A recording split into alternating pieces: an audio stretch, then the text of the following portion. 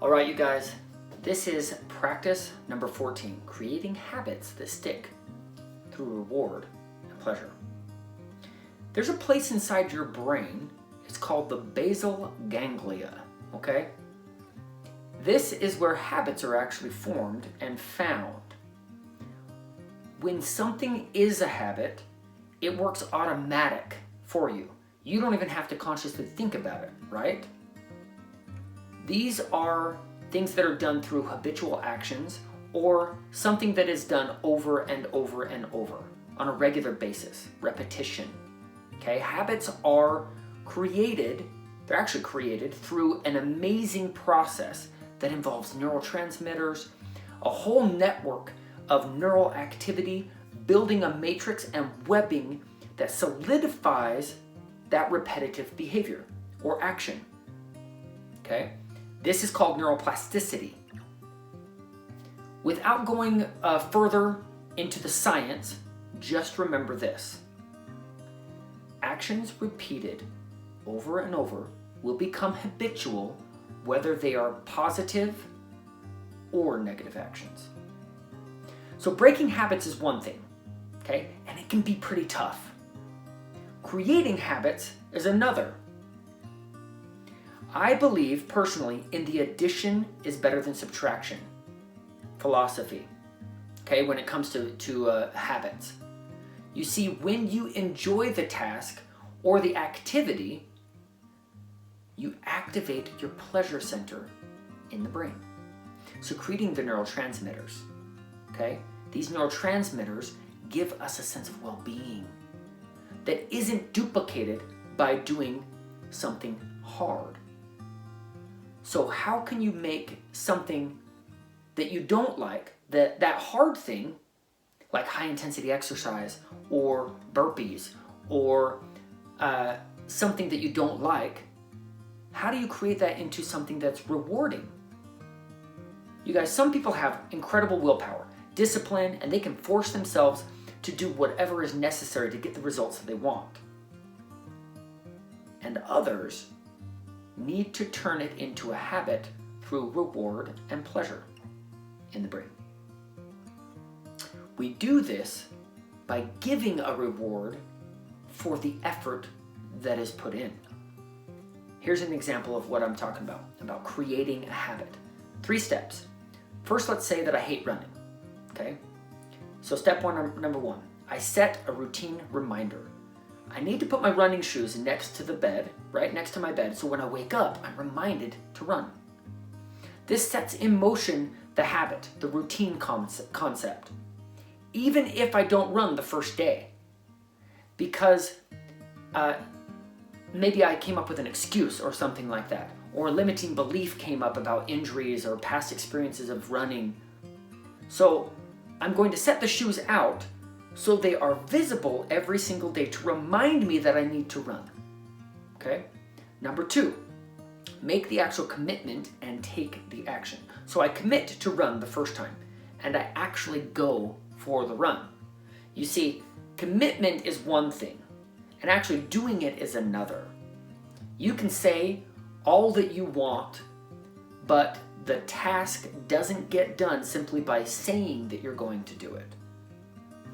So you're going to offer yourself a reward. This is number 3. Give a reward for effort. So I go for the run for the first time. It sucks. My feet hurt, my low back hurts, I'm winded, maybe feel a little bit dizzy at the end of it. But what do? At the end of the run, I'm going to give myself one of my favorite treats. An organic dark chocolate almond butter cup. Delicious. Now this treat might have even more calories than I just burned on that first run. But that's not the concern that I have at this time. Remember, I'm trying to build a habit first. When I bite into that chocolate though, it activates reward and pleasure in the brain, releasing dopamine, and I feel great. I eat it with no guilt, only pleasure. This information is received by the brain as a thing to do again. Let's do that again, it says. Now, the next time that I go out for the run, it might be just as hard to do the run. It might be just as hard, just as tough. But you're going to fix your mind on the reward after the run while you're running. The beauty is that the run, it will get better because you'll get more efficient. You'll last longer and be more intense over time, getting better physically more fit and mindfully more confident. Okay, that will all happen while the reward and the treat will be less and less significant in forming that habit. And eventually, you won't even need the chocolate for the pleasure. Pretty cool, right? See how this works? You can apply this to any other exercise that you dislike or any workout that you don't really want to do, or any habit that you'd like to create. So let me give you another example, okay, of creating a habit for nutrition. We all have heard how great green smoothies are, right? Okay, I'm not talking about 80% fruit juice, 15% berries, and 5% spinach, a little sprinkle wannabe green drink. I'm talking about the ones that are nutrient dense, ones that are going to give you the health benefits that you want, okay? Those others might be super delicious, okay? They really are.